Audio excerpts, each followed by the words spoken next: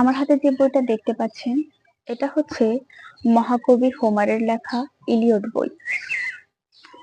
বাসায় এসে এই বইটা পড়া শুরু করেছি। আমি যখন ছোট ছিলাম তখন এই হোমারের ইলিয়ড এবং ওডিসি সম্পর্কে পড়েছিলাম। একটা ছোট্ট বই আছে যেটা হচ্ছে সহজ সংস্করণের। যেরকম রামায়ণ এবং মহাভারতের যেটা ছিল ছোটদের রামায়ণ উপেন্দ্র কিশোর রায় লিখেছিল, ছোটদের মহাভারত সেটাও লিখেছিল উপেন্দ্র কিশোর রায় চৌধুরী সহজভাবে। ঠিক একইভাবে এই হোমারের লেখা ইলিয়ড ও ওডিসি যে সহজ সংস্করণ আছে সেটা ছোটদের খুবই গল্প আকারে দেওয়া, খুবই সুন্দরভাবে দেওয়া। নামটা এখন আমার ঠিক মনে পড়তেছে না। তো এবার আমি বাসায় এসে দেখি আমাদের বাড়ির যে ছোট ছোট বাচ্চারা আছে ওরা সবাই এই হোমার পড়ে শেষ করে ফেলছে। এখন আমি এত বড় হয়ে গেছি, বাচ্চারা পর্যন্ত হোমারের সবকিছু জানে। সেই ওদের ইচ্ছা, ওদের উদ্দীপনা দেখে আমি এখন আবার এই সময়ে এসে হোমার পড়তে আমি আগ্রহী হয়ে উঠি, আবারও নতুন করে শুরু করছি।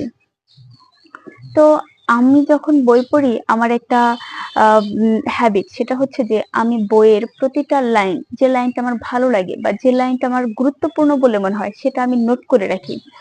যেমনটা ওই যে আব্দুর রাজ্জাক আহমদ ছফাকে বলেছিলেন যে যদ্যপি আমার গুরু বইটাতে, যে ক্ষেতের আইল বেঁধে রাখতে হয়। মানে হচ্ছে যে এখন যে জিনিসগুলা গুরুত্বপূর্ণ বলে মনে হচ্ছে সেগুলো যদি নোট করে রাখা হয় তাহলে সেই নোটগুলা আমার ভবিষ্যতে যখন আমি অন্য কোনো আমার কোনো আলোচনায় বা কোনো একটা গুরুত্বপূর্ণ লেখা লিখবো তখন আমি রেফারেন্স টেনে এই বিষয়গুলো আমি ইউজ করতে পারবো।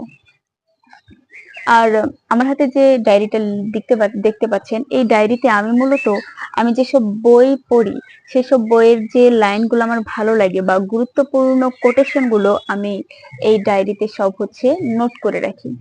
আপনারা হয়তো দেখতে পাচ্ছেন যে এই ডায়েরিতে হচ্ছে এই আবু সাইদকে দেখা যাচ্ছে। আবু সাইদ এইভাবে দুই হাত প্রসারিত করে দাঁড়িয়ে আছে।